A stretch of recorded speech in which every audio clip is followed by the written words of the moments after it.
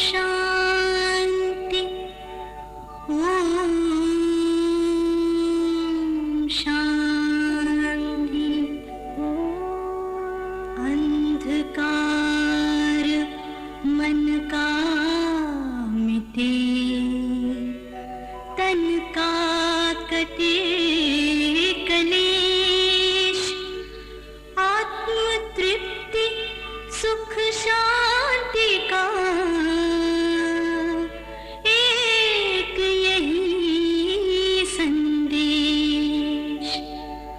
योगी बनो पवित्र बनो, योगी बनो पवित्र बनो, जीवन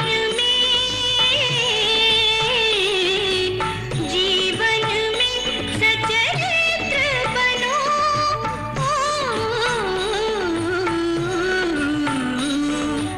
योगी बनो पवित्र बनो।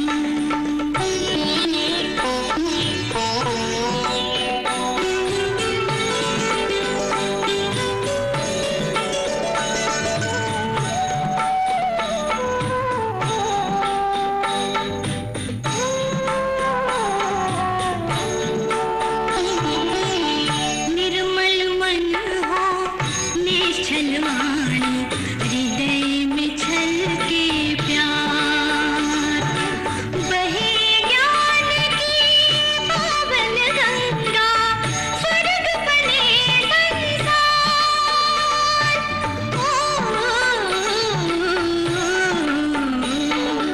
योगी बनो पवित्र बनो।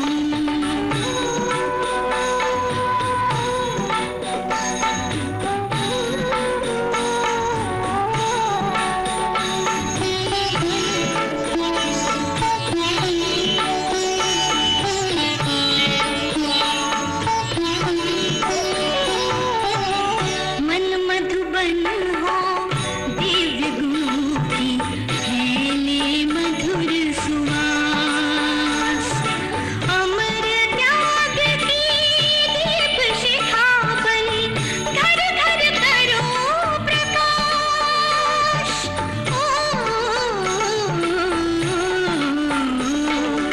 योगी बनो पवित्र बनो, जीवन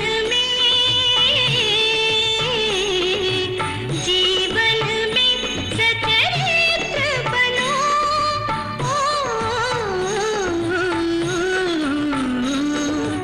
योगी बनो पवित्र बनो। ओम शांति। आज 12 सितंबर 2021 के ईश्वरीय अनमोल महावाक्य हम लोग सुनेंगे बड़े प्यार से, लगन से, दिल से। आज बाबा ने हम बच्चों को बहुत सुंदर युक्तियाँ बताई। आज बाबा यही कहते, शिव बाबा कहते, याद में रमणीकता लाने की युक्तियाँ। ऐसे तो हम लोग सब भगवान को याद करते हैं, ठीक है, बराबर याद करते हैं, लेकिन याद भी अगर अलग अलग स्वरूपों में हम करते हैं, अलग अलग युक्ति से करते हैं, तो उस याद में कुछ क्या होता है, एक वैरायटी कहा जाए, उसमें अनुभव की प्राप्ति करते हैं, अनुभूति करते हैं, एक डिफरेंट एक्सपीरियंस हमको मिलता है। तो याद में भी रमणीकता कैसे लाएं, याद बहुत अच्छी हमारी हो, लगन में मगन होने वाली हो, लेकिन बहुत ही सिंपल हो, सरल हो, सहज हो। उसकी क्या युक्ति है, ये परमात्मा आज हम बच्चों को समझा रहे हैं। तो भगवान तो क्या है, भगवान कहते कि बच्चे तुम कौन हो, भाग्य विधाता के बच्चे हो, वरदाता के बच्चे हो। तो क्या क्या हो गए, मास्टर भाग्य विधाता, मास्टर वरदाता तुम बच्चे बने हो। तो देखो कि अगर तुम इस स्वरूप में अपने को अनुभव करेंगे कि मैं सर्वशक्तिवान परमात्मा की संतान, भाग्य विधाता की संतान, स्वयं भी मैं कौन हूँ, मास्टर भाग्य विधाता, मास्टर वरदाता। तो बहुत ही क्या होगा, बहुत खुशी का अनुभव होगा, वो नशा चढ़ेगा कि हाँ हम किसकी संतान हैं। एक बच्चा होता है ना, उसको जब पता होता है कि हम किसके बच्चे हैं तो और खुशी और उसे नशा चढ़ता है। अगर वो राजा का बच्चा है ना तो उसको क्या लगेगा, मैं तो राजा की संतान हूँ, मैं तो बहुत धनवान हूँ, मैं तो मैं सारी प्रजा का क्या हूँ, मालिक हूँ।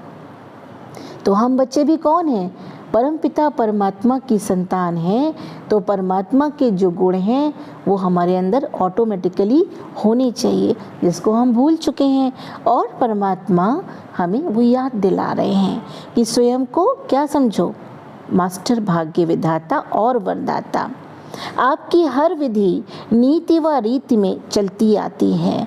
हर जीवन की जो भी दिनचर्या हमारी होती है उसमें जो भी हम परमात्मा श्रीमत के आधार पे विधि को यूज़ करते हैं और उसी रीति को अपनाते हैं अपने जीवन में, तो क्या होता है, वो आगे भी क्या करती है, सतयुग में तो रहेगी ही रहेगी, और साथ में भक्ति काल में भी जब भक्ति शुरू होगी तब भी वो नीति और रीति चलेगी। हमारा उठना बैठना, चलना, खाना पीना, सोना जागना, जितनी हमारी ईश्वरीय मर्यादा से परिपूर्ण होगी, ईश्वरीय श्रीमत से परिपूर्ण होगी, उतना ही क्या होगा, भक्ति मार्ग में भी क्या होगा, उन्हीं देवी देवताओं को कहते हैं ना, अभी हमारे देवता जो हैं शयन कक्ष में हैं, अभी हम देवता को भोजन करा रहे हैं, अभी हमारे देवता रास कर रहे हैं, अभी हमारे देवता जो है दर्शन के लिए सामने हमारे उपस्थित है। तो उनका सोना जागना, उठना खाना पीना कैसा होगा, वो बड़ा ही दैवी होगा। लेकिन उसकी स्टार्टिंग कहाँ से करनी है, मर्यादा पुरुषोत्तम जीवन जीने की कला सीखनी कहाँ है, इस समय परमात्मा डायरेक्ट हमें सिखा रहे हैं कि कैसे मर्यादा पुरुषोत्तम तुम बनेंगे, तब जाके मर्यादा पुरुषोत्तम का तुम्हें टाइटल मिलेगा। और सबसे बड़ा सिद्धांत क्या है कि हम किसके संतान हैं, परमात्मा तो एक है। जितने भी धर्म पिताएं हैं, धर्म पिताएं भी अनेक हैं, देवी देवताएं भी अनेक हैं। God and goddesses are many but god is one.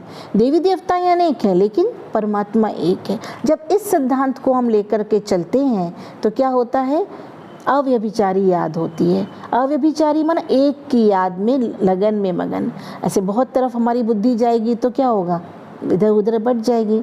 एक छोटी सी बात याद आ गई कि एक बार क्या हुआ कि ऐसे नदी में डूब रहे थे, नाव एक जा रही थी, उसमें कोई किसको पुकार रहा था, कोई किसको पुकार रहा था, कोई हनुमान जी को पुकार रहा था, कोई गणेश जी को पुकार रहे थे, कोई दुर्गा जी को पुकार रहे थे, है ना। नाव डूब गई तो सबने भगवान से कहा कि भगवान मैंने तो बहुत पुकारा था लेकिन कोई बचाने ही नहीं आया। तो भाई कहा कि क्यों नहीं बचाने आए, सभी देवताओं को आना पड़ा। तो कहा कि भाई रामचंद्र जी ने कहा मैं बचाने आया, तो इन्होंने दुर्गा जी को बुलाना चालू किया। तो दुर्गा जी ने कहा मैं बचाने आ ही रही थी कि इन्होंने हनुमान जी को बुलाने चालू किया। हनुमान जी ने कहा मैं भी आ रहा था, तो इन्होंने बंसी वाले को बुलाना चालू किया। इस तरह से क्या हो गया, नाव डूब गई। तो अभी कहते हैं ना, एक साधे सब सधे, सब साधे सब जाए, है ना। तो कहते हैं परमात्मा की ज्योति स्वरूप, बिंदु रूप, निराकार स्वरूप, जिसको नूरे इलाही कहें, गॉड फादर कहें, पॉइंट ऑफ लाइट कहें या ज्योतिर्लिंगम कहें, तो सब मानेंगे। तो उस स्वरूप में जब हम इस सिद्धांत पर चलते हैं तो क्या होगा, हम बहुत प्राप्ति, अव्यभिचारी याद इसी को कहेंगे। और बहुतों की याद क्या हो गई, व्यभिचारी याद हो गई। तो जितने भी धर्म पिताएं हैं या देवताएं, सब आपस में कौन है, हम सब कौन है, एक ही पिता की संतान है ना, वो भी उनको याद कर रहे हैं। लेकिन परम पिता परमात्मा वो तो एक ही है। जब इस सिद्धांत को लेकर हम चलते हैं तो क्या होता है, हम भविष्य में भी एक अव्यभिचारी याद के आधार पे ऊंच पद के अधिकारी बन जाते हैं। और दूसरा क्या है कि जीवन में पवित्रता की धारणा करना। जब हम पवित्र बनते हैं, अपने संकल्प को पवित्र बनाना, बोल को, कर्म को, दृष्टि को पवित्र बनाना, कृति को पवित्र बनाना। जब दृष्टि, वृत्ति, कृति, संकल्प, बोल हमारे पवित्र बनते हैं, खान पान हमारा पवित्र होता है, तो फिर रहन सहन पवित्र होता है, दैवी हो जाता है। तो तो वो भी हमारे आगे क्या करेगा, आगे ट्रांसफ़र करेंगे। तो क्योंकि यहीं से मर्यादा पुरुषोत्तम बनने की हमें विधि सिखाई जाती है। तो पवित्रता भी बहुत बड़ी चीज़ है। तो फिर क्या होता है, इसीलिए देवी देवताओं को क्या कहते हैं, चरण कमल, कमल मुख, कमल आसन, कमल हस्त है। कमल क्या होता है, पवित्र होता है, अर्थात कीचड़ में रह कर के भी न्यारा और प्यारा होता है। उसी प्रकार से संसार रूपी कीचड़ में रहते भी स्वयं को ऐसे पवित्र बनाएं, दृष्टि वृत्ति कृति सभी पवित्र बनेगी तो सृष्टि स्वतः ही पवित्र हो जाएगी। और सृष्टि कैसी होगी, सतयुगी होगी। तो पवित्रता का ही ये गायन होगा भक्ति मार्ग में भी। तो आप विधि विधाता भी बनते हो, सिद्धि दाता भी बनते हो। इसलिए आज तक भी जिन भक्तों को जो जो सिद्धि चाहिए वो भिन्न भिन्न देवताओं द्वारा सिद्धि प्राप्त करते रहते हैं। तो सिद्धि स्वरूप बनने का आधार क्या है, कि विधि को सही करें, विधि से ही सिद्धि प्राप्त होती है। लेकिन दुनिया में बहुत तरह की सिद्धियां हैं, रिद्धि सिद्धि करने वाले भी बहुत सारे हैं। वो सिद्धि क्या है, वो रिद्धि सिद्धि करने वाले अल्पज्ञ हैं, अल्प ज्ञान, अल्पज्ञ है। तो वो इसी दुनिया तक, इसी जीवन तक ही रहता है। लेकिन ये सिद्धि ऐसी है पवित्रता की, श्रेष्ठ विचारों की, श्रेष्ठ संकल्पों की, या एक परमात्मा की याद की सिद्धि, ये क्या बनती है, हमारे लिए जीवन को ही परिवर्तन करने का आधार बन जाती है। इसलिए भगवान कहते हैं, क्या कहते, तुम सिद्धि स्वरूप भी बन सकते हो। और साथ साथ तो भगवान कहते इतना नशा रहता है आप बच्चों को, इतनी खुशी रहती है कि मैं सिद्धि स्वरूप आत्मा बनने वाली हूँ। तो ये देखें कि हम इस सोमान में रहते हैं, ठीक है ना। तो जैसे कहा जाता है ना कि सीट पर सेट रहो। आजकल भी क्या होता है कि कुर्सी का कितना नशा होता है कुर्सी की प्राप्ति के लिए, है ना। तो उसी तरह से क्या है, हम भी अपनी मन की कुर्सी पे बैठे, अर्थात मन के आसन पर अपने को बिठा करके क्या करें, उसे एक नया सोमान दें।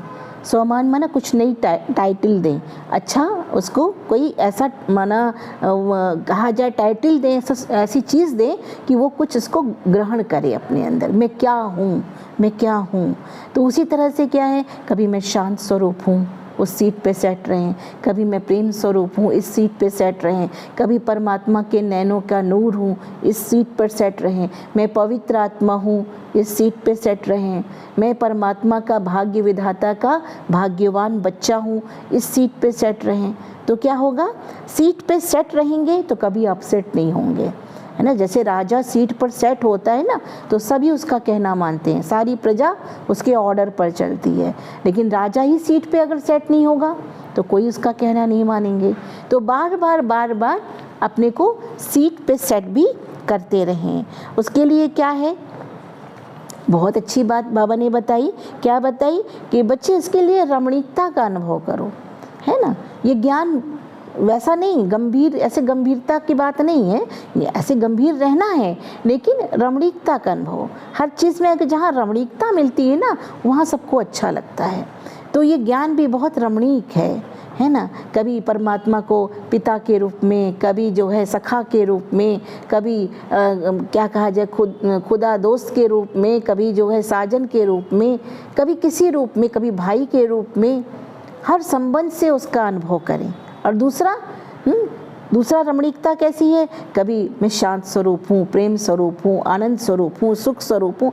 अलग अलग सोमान में जब हम स्थित होते हैं ना, तो बहुत आनंद की अनुभूति है। हर घंटे में अपने सोमान को हम चेक करें, हर घंटे के लिए एक सोमान रखें कि इस सोमान में हम रहेंगे। खाली ऐसे बैठ करके याद करें परमात्मा को, वो भी कहीं ना कहीं हम भूल जाएंगे, हमारा लिंक टूट जाएगा ईश्वर से। लेकिन उसके लिए क्या है, कोई श्रेष्ठ सोमान लेकर के बैठेंगे, मैं अंतर्मुखी आत्मा हूँ, मैं फरिश्ता स्वरूप आत्मा हूँ, मैं सारी सृष्टि को क्या करने वाली हूँ, सबका कल्याण करने वाली कल्याणकारी मास्टर कल्याणकारी आत्मा हूँ। जब ये सभी चीज़ें आएंगी ना मेरे मन में, तो क्या होगा, सारा दिन भिन्न भिन्न हम अनुभव करेंगे। जैसे एक ही चीज़ खाते हैं, भले वो कई प्रकार से बने, लेकिन वो अच्छा नहीं लगता है, 2-4 दिन बाद मन वो होता है कि नहीं ऐसा नहीं खाना है, अब दूसरा खाना है, तीसरा खाना है। भोजन में ऐसा होता है ना, तो मन को भी हम क्या करें, वैरायटी भोजन दें, है ना। बहुत वैरायटी भोजन है। ऐसे अगर हम देखें कि अपनी विशेषताओं के, अपने सोमान की लिस्ट निकालें तो बहुत निकलेगी। तो उन्हीं सोमान में से एक एक सोमान अगर अपने अंदर हम डालें, ग्रहण करें और उसको जो है सारा दिन उसका अनुभूति करें। जितनी हम अनुभूति करेंगे उतना क्या हमारी आत्मा को क्या मिलेगा, एक गुड नरिशमेंट मिलेगा, एक गुड हमारा क्या हो जाएगा, आत्मा के लिए शक्तिशाली भोजन हो जाएगा। तो इसलिए वैरायटी सोमान लेने का अगर अभ्यास हम करते हैं तो धीरे धीरे क्या होता है, हमारी आत्मा क्या होती है, पावरफुल बनती है और अन्य आत्माओं को भी हम पावरफुल बना सकते हैं, सकाश दे सकते हैं। अच्छा, मीठे मीठे सिकिलधे बच्चों प्रति माता पिता बाप दादा का याद प्यार और गुड मॉर्निंग। रूहानी बच्चों को नमस्ते। हम बच्चों की भी बहुत बहुत शिव बाबा बाप दादा को बहुत बहुत याद प्यार और नमस्ते, गुड मॉर्निंग। रोज का सोमान तो ये भी है, रोज़ वरदान भगवान हमको देते हैं, ये भी ईश्वरीय पढ़ाई बहुत ही पावरफुल है। क्या वरदान है, सेकंड में देह रूपी चोले से न्यारा बन, आज का वरदान। सेकंड में देह रूपी चोले से न्यारा बन, कर्म भोग पर विजय प्राप्त करने वाले सर्वशक्ति संपन्न भव। सेकेंड में देह रूपी चोले से न्यारा बन, कर्म भोग पर विजय प्राप्त करने वाले सर्वशक्ति संपन्न भव। हम इस शरीर के चोले में है ना, मैं आत्मा इसमें विराजमान हूँ, इस शरीर के चोले में रहकर पार्ट प्ले कर रही हूँ। तो सेकेंड में इससे न्यारा होने का अभ्यास करें, डिटैच होने का अभ्यास। मैं शरीर नहीं हूँ, मैं शरीर से न्यारी आत्मा मस्तक मणि हूँ, इस मस्तक पर विराजमान हूँ, शरीर को चलाने वाली, हर कर्मेंद्रियों को चलाने वाली मैं चैतन्य शक्ति हूँ। लेकिन जितना इस शरीर से डिटैच होने का हमारा अभ्यास होगा उतना क्या होगा, हम सर्वशक्ति संपन्न बनते जाएंगे। जितना दैहिक भान होगा, जितना देह से अटैच होने का हमारा अभ्यास चलता ही रहेगा पहले जैसा, तो हम न्यारे नहीं बन पाएंगे। और जब न्यारे नहीं बन पाएंगे तो कहीं ना कहीं हमारी बुद्धि दैहिक बातों में, दैहिक दुनिया में और कहीं ना कहीं अपने शरीर के कर्म भोग में भी अपने को तकलीफ महसूस करेगी। इसलिए भगवान कहते इससे डिटैच होने का अभ्यास करो। जब कर्म भोग का जोर होता है, शरीर का कर्म भोग, शरीर का भी कर्म भोग होता है ना, शारीरिक व्याधियाँ, कर्मेंद्रियाँ कर्म भोग के वश अपनी तरफ आकर्षित करती हैं। अर्थात जिस समय बहुत दर्द हो रहा हो, ऐसे समय पर कर्म भोग को कर्म योग में परिवर्तन करने वाले, साक्षी हो कर्मेंद्रियों से भोगवाने वाले ही सर्वशक्ति संपन्न अष्ट रतन विजयी कहलाते हैं। अपनी शरीर के प्रति भी साक्षी हो जाए। इस शरीर क्या है, प्रकृति है ना, इस प्रकृति के भी इतने अधीन ना बन जाएं कि इसके कारण जो है हम बहुत दुख महसूस करें। न्यारे बन करके जैसे कि डिटैच होकर के इसके साथ भी अभ्यास करें। भाई कर्म भोग है ना, उसको बाबा की याद से काटना है। इसके लिए बहुत समय का देह रूपी चोले से न्यारा बनने का अभ्यास हो। ये वस्त्र दुनिया की व माया की आकर्षण में टाइट अर्थात खिंचा हुआ ना हो, तब सहज उतरेगा। ऐसे बहुत टाइट वस्त्र होता है तो कितना उतारने में उसको दिक्कत लगती है। उसी तरह से अगर शरीर का भान, शरीर का अभिमान या बॉडी कॉन्शियसनेस बहुत ज़्यादा टाइट होगी ना, हम उसमें ही बहुत ज़्यादा अटैच होंगे, तो उससे न्यारा होने में हमें बहुत प्रॉब्लम होगी। इसलिए शरीर से न्यारा होने की बार बार हम प्रैक्टिस करें। मैं ज्योति बिंदु आत्मा अविनाशी हूँ, अविनाशी पिता परमात्मा की संतान हूँ। शरीर की बातों को थोड़ी देर भूल करके उससे न्यारा बनने का अभ्यास करेंगे तो क्या होंगे, बहुत सहज तरीके से हम शरीर के भान को भूल जाएंगे, टाइटनेस खत्म हो जाएगी। तो भगवान ने क्या कहा, शरीर रूपी चोले को भी क्या करें, एक वस्त्र के समान समझ करके उससे भी न्यारे रह करके कर्म भोग पर विजय प्राप्त करें। आज का स्लोगन, सर्व का मान प्राप्त करने के लिए, सर्व का मान प्राप्त करने के लिए निर्माण चित्त बनो, निर्माणता महानता की निशानी है।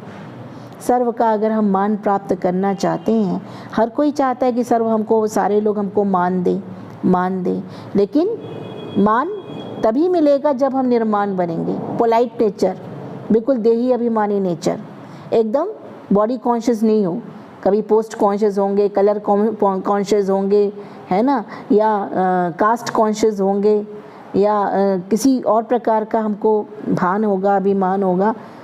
भले उस समय कोई दबाव के कारण हमें मान दे कि भाई हमारे लिए ये है, लेकिन अंदर से मान नहीं देंगे। अंतर मन से मान हम तभी प्राप्त कर पाएंगे जब हमारा पोलाइट नेचर होगा, जब हम अपने स्वमान में रहेंगे या निर्माण बनेंगे। जितना निर्माण मीन्स बिल्कुल ही देही अभिमानी, निर्माण मीन्स बिल्कुल ही कोई किसी प्रकार का अहंकार नहीं जिसको कहेंगे। तो जब निर्माण बनेंगे तभी हम मान प्राप्त कर सकते हैं। इसलिए आज का स्लोगन बहुत अच्छा है, सर्व का मान प्राप्त करने के लिए निर्माण चित्त बनो, निर्माणता महानता की निशानी है। ओम शांति।